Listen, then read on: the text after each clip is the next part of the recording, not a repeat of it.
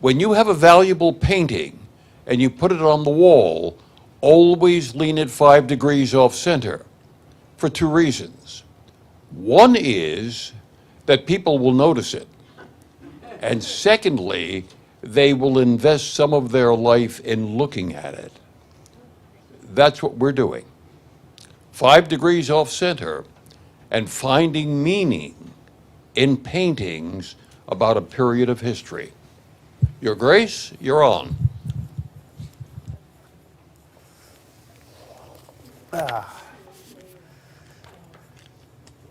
Good morning. Good morning. So my mic is working, right? Yes. Okay, good. Announcements. The first announcement is this presentation, as was last week's, is by any description is a collaboration. It is a collaboration between me and my wife, Karen. And I don't mean that she sits up there and changes the slides. I mean she does that very well. Yes, she does. I mean that she helped choose the pictures. She edits all of the copy, all of my copy. We research together. She asks sometimes uncomfortable questions that I have to come up with a rational response to. She is my collaborator, and this would not be a presentation without her work.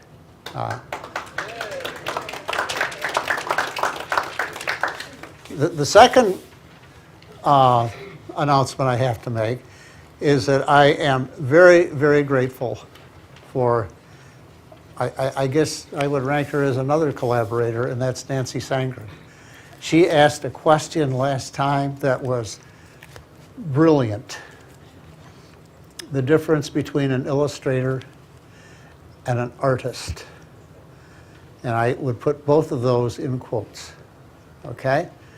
I was just telling Bob that one of my favorite paintings by anybody at any time, it's got a long title, but it shows a woman standing on top of a hill, a fairly high hill, and the wind is blowing against her. And it reminds me of a famous painting by David Caspar Friedrich, who was one of the first so-called romantic painters of the early 19th century, and it's in every book. Any time you read about romantic painting, you know, it starts off with of a man standing on top of a mountain looking down on, foggy mountaintops. And I personally think that the painting that I like was by N.C. Wyeth, who was Andrew Wyeth's father, and one of the great painters and illustrators in America. Is a much better piece of work. So Nancy opened up a whole other area that we need to talk about, and I'm going to talk about it to some degree today. But anybody who thinks of Norman Rockwell as somebody who did Saturday Evening Post covers is entirely missing the boat. Okay, he was a great artist, and so was Nancy's uncle, Meade Schaefer. Okay, let me say a word of introduction here. When we look at art, we don't just learn about the artwork or the artist or even about history. We learn about who we are and the choices we make and the things that we love. Keep that in mind if you can. Okay, let's start with the first slide. That is by Georgia O'Keeffe. And when she was a young woman, Georgia O'Keeffe is from Sun Prairie, Wisconsin, by the way, which is out on the prairie area of western Wisconsin. But she lived for about 10 years or so in New York City, and she did a whole lot of paintings of New York City. They're mostly building escapes. But this is one that really intrigues me. It's called Pink Dish with Green Leaves. Okay, and she painted in 1928. And the background is, of course, the industrial East River of New York City. And it was painted at dawn. You can see the pink gold reflection off the side of that skyscraper in front of her. You can hardly make out the buildings in the back because of the, what did I call it last time? Smog in my youth. Now we call it air pollution, but it's a combination of, vapor and smoke and steam. But the center is that vase with the two green leaves right at the front. Those bright green leaves and the pearlescent vase. So what was she trying to tell us? Well, Karen came up with this, and I like the idea that maybe she was saying what she really cared about was the center of attention, the green leaves and the pink vase. Because what she's known as, those of you who know some of the work of Georgia O'Keeffe probably know her giant flowers. And my favorite, her stark, simple landscapes of the Southwest. By this time, by 1928, she was starting to go to the Southwest on an annual basis, but she stayed in New York. She was married to Alfred Steichen, the photographer whose work you saw last week. And it wasn't until he died in 1949 that she moved to the Southwest permanently. Yeah. Okay, so we're going to start off with Georgia O'Keeffe and one of her New York paintings. There's another Georgia O'Keeffe. This Georgia O'Keeffe is called Cibola Church, and she painted it in 1945. And if you want to see it in the flesh, you can go to the North Carolina Museum of Art. It's in their collection. And this it's a very small painting, but it's a stunning painting because it is so simple, and yet it's kind of mysterious. But look, it's sort of the opposite, especially in terms of the sky, of the New York City. Clear blue sky with a couple of peaceful white clouds above. The center, of course, is the building. It's an adobe church outside of Taos, New Mexico. And it's deceptively simple. But look at the shadowing of the eaves, which show the angle of the sun and the shadow of the smokestack. There's a mystery in the painting, one which no one has ever really solved. And if you're looking at it closely, you'll notice on the window on the left, there is something in the lower the lower right-hand pane. Is it a face? Hard to say. Maybe it's a face. Art critics and historians and other learned folks have been trying to decide what that is for years.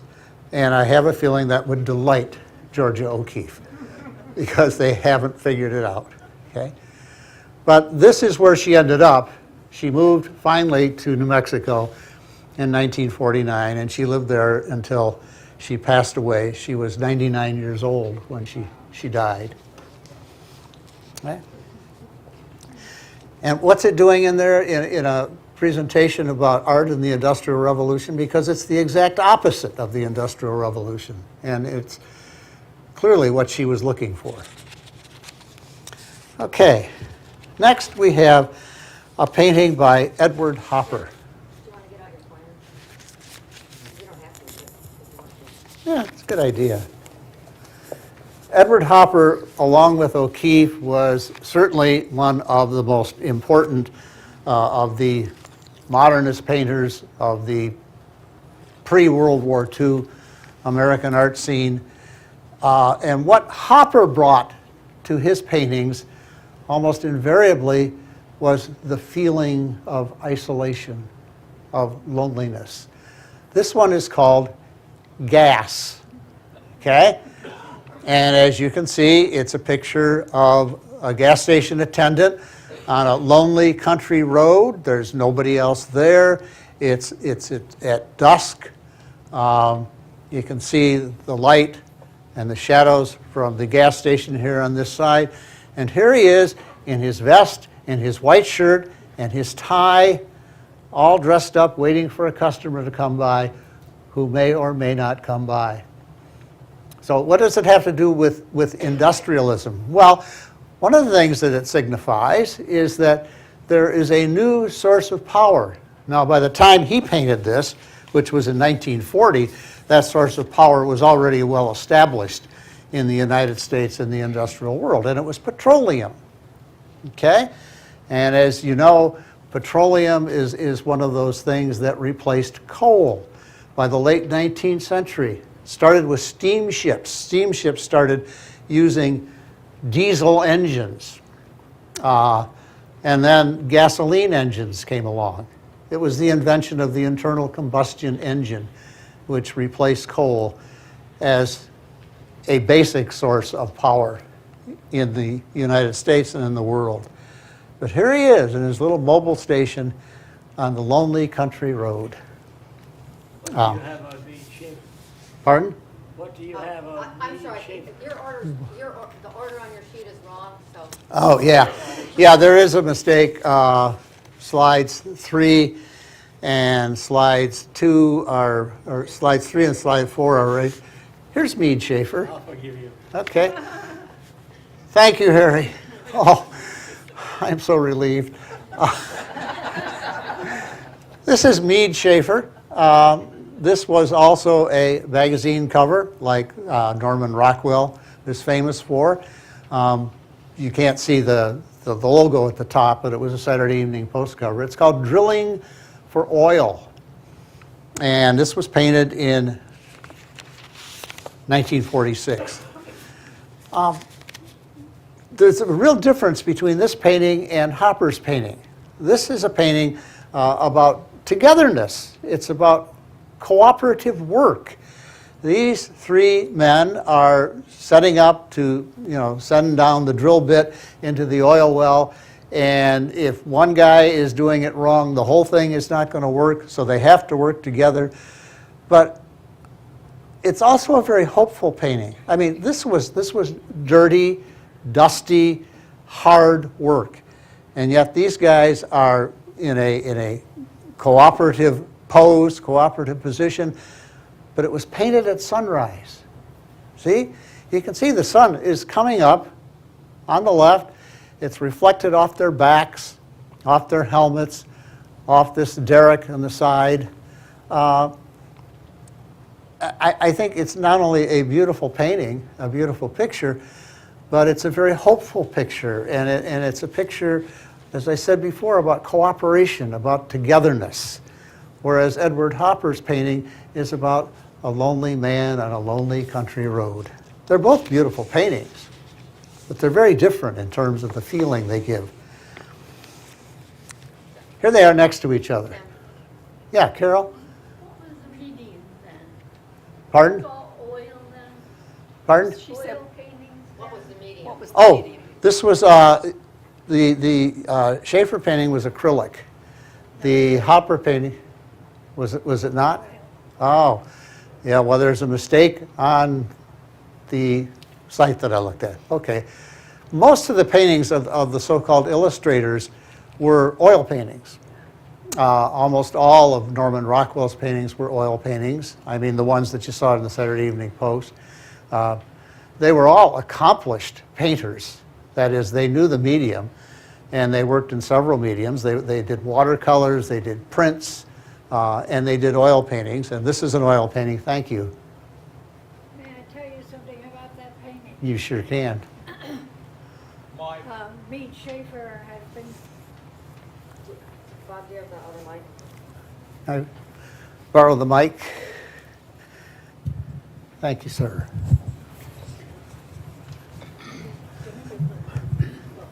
You're live. Mead Schaefer at that particular time in his life was tired of doing the classics, tired of doing books like Les Miserables or The Count of Monte Cristo, tired of the costumes. So he and Norman Rockwell decided they were going to go out west and take a look at America and see what they could paint that was of our country and of our world. Yeah. And that was why that picture was done. It was done because from that trip that they took out west. Thank you. Thank you. Will they form a mental picture of it, and then go out and sketch it in the field, and then come back? How do they do it? You mean, how did they start the picture? You pointed out the sunrise and the shadow. Well, I'm assuming, based on what Nancy just said, that they probably saw this in the field. They may have taken a photograph of it. Painters did that. That was a common practice. He may have started making his sketches in the field, like the Barbizon painters in France. But I can't answer the question. Do you know? Okay, yeah. So it could be, you know, one of several approaches to actually starting the work. Okay, but, you know, it's a very different feeling in these two pictures. Loneliness and cooperation. But at sunrise, look at the sky. The sky reminds me a little bit of the way Van Gogh treated the skies, you know? Sharp lines, but you can see the sun coming up. It's a very hopeful painting. Okay, next painting. Oh, this is probably Edward Hopper's most famous painting. It's called Nighthawks, and he painted it in 1942. It's a diner on a dark city street. There are 4 people in the diner, an attendant, a couple, and a lone customer sitting here at the end, and nobody is talking to anybody else. Even the couple are not engaging with each other.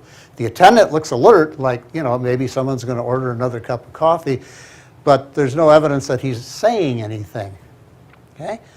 Across the street, the apartments up above and the storefronts are all dark. Even the sign above the diner, which advertises cigars, isn't lighted. And I think that what Hopper was after here was, again, loneliness, isolation. It's a beautiful painting. World War II. Yeah. Pardon? This is the first year of World War II. Good point. Good point. Yeah. Yeah. On the other hand, even his paintings before World War II promoted loneliness and isolation. This is a picture I showed last week. This is the John Sloan 3rd Street elevated at 5th Avenue with the young women going out on the town at night compared to the Hopper. And, you know, night scenes didn't have to be about loneliness and isolation. They could be about having fun and partying. And they're both, you know, set in industrial settings, if you can consider the electric lights in the diner and the fact that it's in a city as reflecting industrialism. But what a different mood, what a different feeling in these two pictures. Okay. This is Thomas Hart Benton. Thomas Hart Benton is one of the American regionalist painters, most of whom were from the Midwest. Benton was from Missouri, and he painted this in 1945. It's called Spring on the Missouri. Don't let the title fool you, okay? This is a painting about danger. The scene marks one of the dangers of living along the great rivers of the Midwest, like the Mississippi, the Missouri, the Cumberland, flooding. And you can see there's a house off in the background that's already been swallowed up by the flood. This is the Missouri River, of course. And here is a father and son frantically trying to load their possessions on a wagon to get out of there before the flood comes and gets them. I've always found this figure in the back wagon interesting. It apparently is a person, and he or she has got a blanket over them. And I'm wondering if it isn't, you know, the mother or the grandmother. Yeah. The only calm characters, we can't tell how she's feeling, but I can't imagine it's being hopeful. The only calm characters in this picture are the mules. They are standing there patiently waiting to get the wagon loaded so they can get out of there. Notice that the road runs along the river. So in order to get out of there, they've got to face the danger even closer. They've got to go along the front of the house and finally get out of there. And I also like the evil-looking dark storm cloud up above with the lightning bolt looking like a serpent's tongue. Anyway, we'll see a couple more by Thomas Hart. Oh, here's the next Thomas Hart Benton. Much different mood. This is called Music Lesson.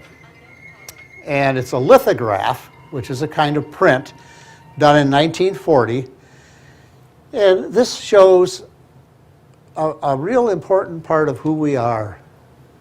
A child, a grandchild probably, sitting at her grandfather's knee getting a music lesson. And you can tell she is just transfixed. She's cast her doll aside, and that might be a jump rope next to his foot up in the front.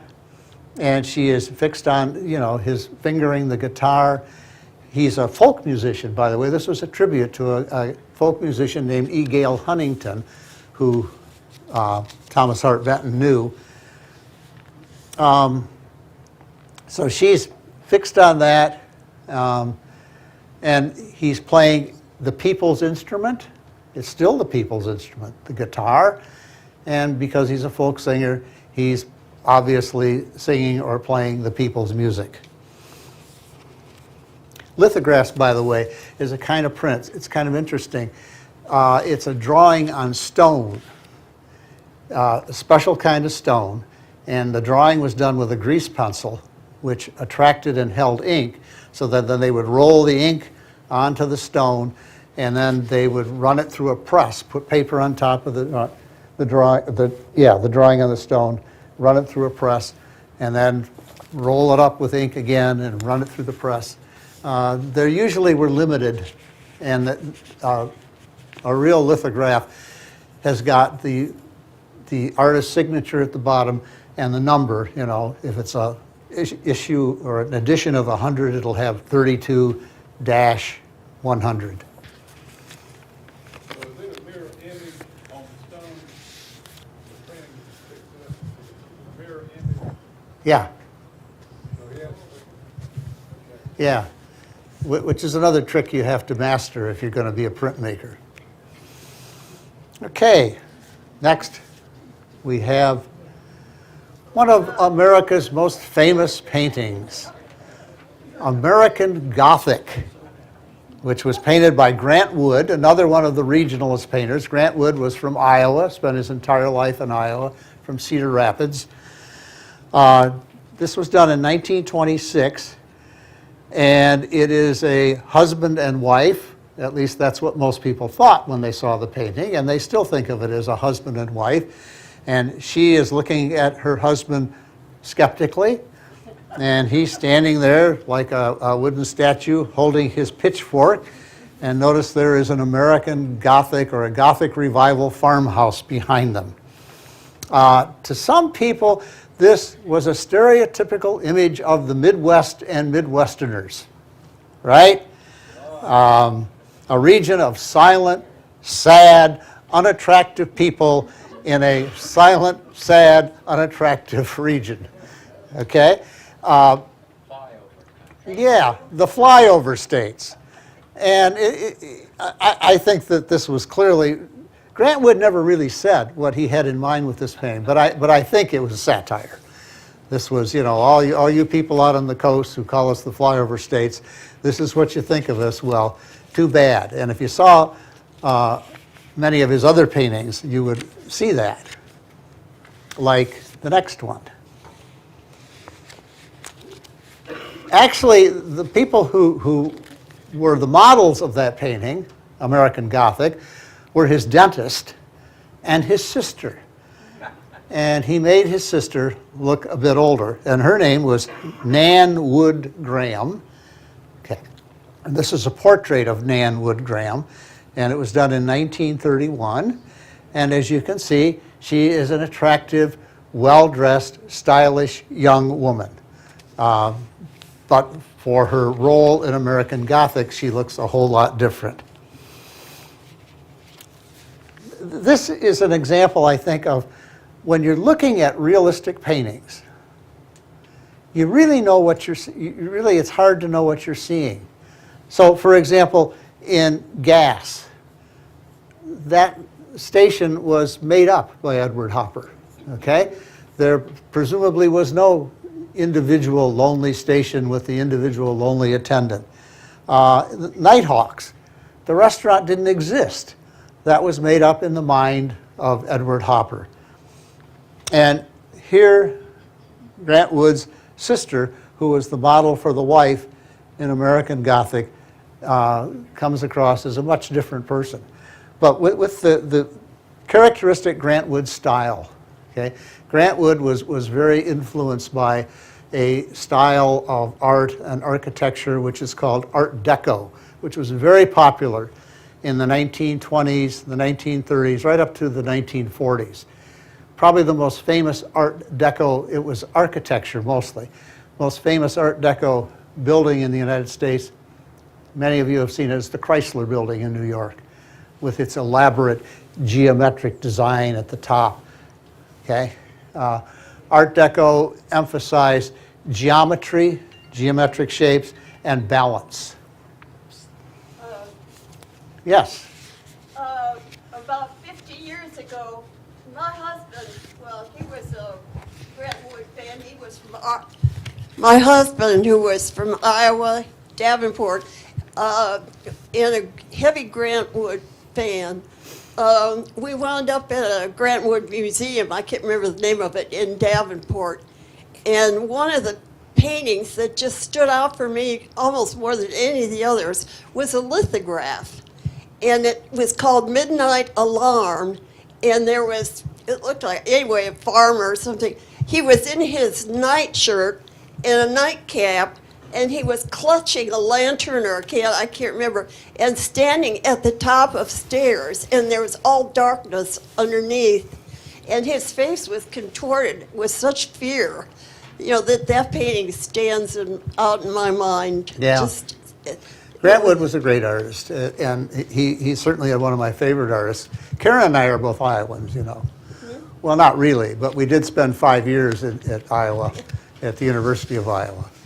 And it's an easy state to fall in love with.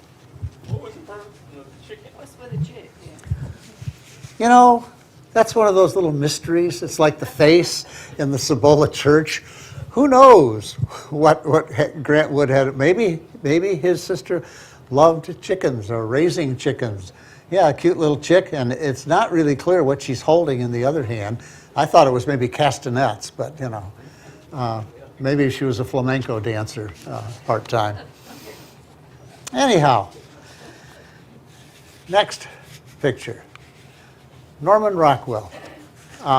This is, this painting reminds me of some of the Renaissance paintings of the 17th century. It is a gorgeous painting. It is full of feeling. Oh, by the way, does anybody know she's wearing an army coat? What rank? D9. Oh, come on. First sergeant. Top, first shirt, whatever you want to call them. Yeah. Yeah, it's a sergeant major, excuse me, first sergeant's winter coat, which means that it's cold, she's cold, and some good GI has given her or loaned her this coat, and she's eating her Thanksgiving dinner out of a GI mess kit. Okay, this was painted in 1943. And it was in, I think, the November, or one of the November issues of the Saturday Evening Post in 1943, which would have come after the invasion of Sicily. So that perhaps is, it's apparently a church. The Corinthian columns, you can see the capital there in the front, very elaborate like the Corinthians were. And you can see that the broken column is around her. And as I say, she's eating out of a GI mess kit. We can't tell exactly what she's having. That could be a slice of turkey. What about the chain? Pardon? The chain. Oh, here? Don't know. Okay, right here. See? Perhaps, they were trying to move those columns out of the way. But in any case, this is a picture of a refugee, of a young woman whose life, whose home was destroyed by the war. And as I say, some kind-hearted first sergeant gave up his winter coat so that she could be warm enjoying her Thanksgiving dinner. I think Rockwell's most famous World War II paintings, and he did many paintings, including many Saturday Evening Post covers, were home front. This is one of the few World War II paintings that he did which portrayed something not on the battlefield, obviously, but, in the combat zone. But mostly he did home front paintings, and some of them are very moving. And that's one of the things that no one has ever accused Rockwell of, is lack of feeling in his paintings. It's also a beautiful painting. I think just the way that he's got her positioned in the surroundings reminds me of a Renaissance painting. Pardon? One thing that strikes me, the sergeant could give up his coat because he knew, as an American soldier, he would get another one. That's right. And it's a tremendous contrast Yeah. between the resources of the victorious powers and probably what was left of the Axis. Yeah, good point. Good point, Jim. Thank you. Anyhow, so we have looked at several what were called fine art paintings, and several what we call, or at least a couple of what we call illustrations. Anybody see any difference? I mean, other than the fact that it says Saturday Evening Post up in the corner? Jim? What's the cost of the Saturday? Pardon? Has the date, that date. It says November 27th, 1943. How much did it cost? 10 cents. 10 cents. Oh, yeah, 10 cents. Who says there's inflation? Yeah, 10 cents. And as I say, the invasion of Sicily was, I think it was in the summer. It was in June, July, 1943. So this baby sat there. It's too soon for, France and Normandy and that kind of thing. Yeah, one of the things that surprised me, probably back in the 90s, Julie and I were in Atlanta, and there was Rockwell exhibit of his paintings, etc. Mhm. I expected to just see the size of the post. Yeah. So I knew Oh, Rockwell. no, they were big paintings. Huge They were paintings. big paintings. I know, it's incredible. He has two very famous post-war paintings. He did many post-war, well, I'd say post-war, post his contract with the Saturday Evening Post, which ran out, I think, sometime in the 1950s. 60s. Yeah, He 19 because they wouldn't let him do the political stuff he wanted to do. Yeah. And one of his most famous paintings is the painting of the 4 federal marshals escorting Ruby Bridges to school in New Orleans. Just a stunning painting, and huge. I mean, it was like a mural. And we're going to look at one more, but not till next week, Rockwell painting. And it is also a very large painting, and it shows Norman Rockwell, not Norman Rockwell, but an unidentified male connoisseur of the arts standing in front of a picture, one of those drip paintings that were very famous thanks to the abstract expressionists. And he's standing in front of it looking at the painting, and we can't see his face, which is too bad because the face would tell us everything. Okay, but again, it was a huge painting. How long would it have taken Rockwell to create that? We have an expert here. How long did it take for them for people like Norman Rockwell and Meade Schaefer to paint something like this? Well, I do know, the way I can judge it is that in the year 1929, when Meade Schaefer did the Les Miserables, he did about, I think it was 5 or 6, not quite sure what the number was, but many books that year. And in each book, there was about 10 pictures. Yeah. Yeah, but can I say something else? Yeah, sure can. And it may be because I love blue, but I love the cloth, that blue in there, because without that blue, it would be almost, I think, what you call monochromatic. Yeah. But he put that blue, and once he put that blue in, the whole picture came alive. Yeah, I agree with that.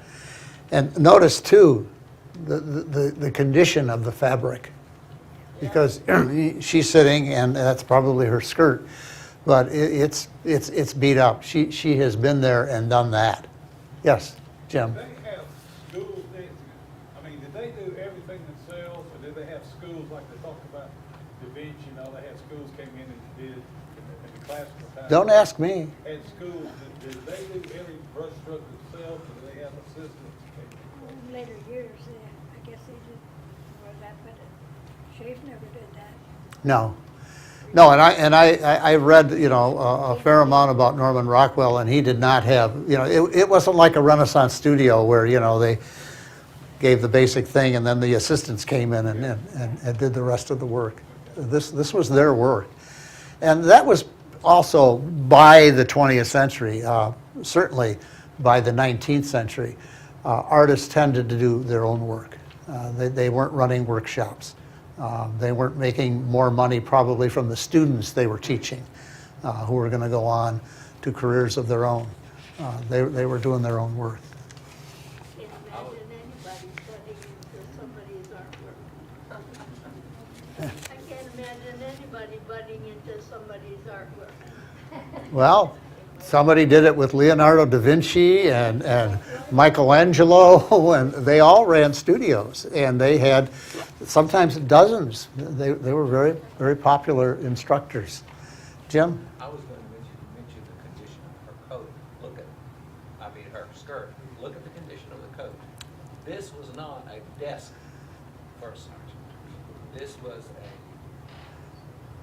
combat arm first sergeant, infantry or something like that. Look at the soil of the coat. Well, absolutely. And I'll say this.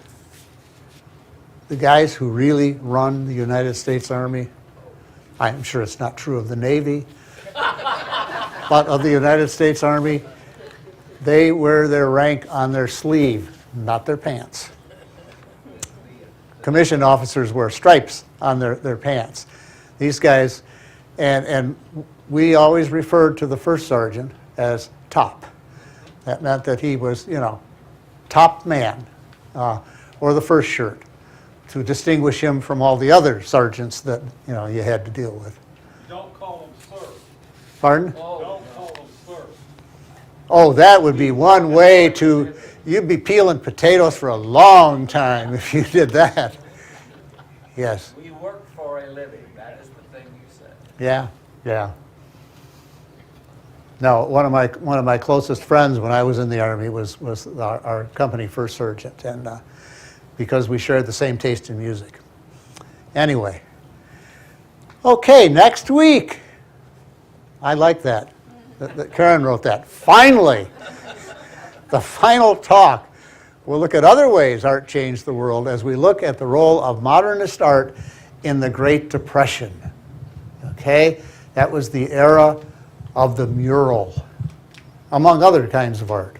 But murals were very important during the Great Depression. And you'll learn all about the FSA, the Farm Security Administration, and the WPA, the Works Progress Administration. These are all New Deal programs that kept artists at work. Okay. Any other questions? Thank you. Thank you. Tim, Yeah. had a bunch of murals at the post office, things Yeah, yeah. Thousands and thousands of murals throughout the United States.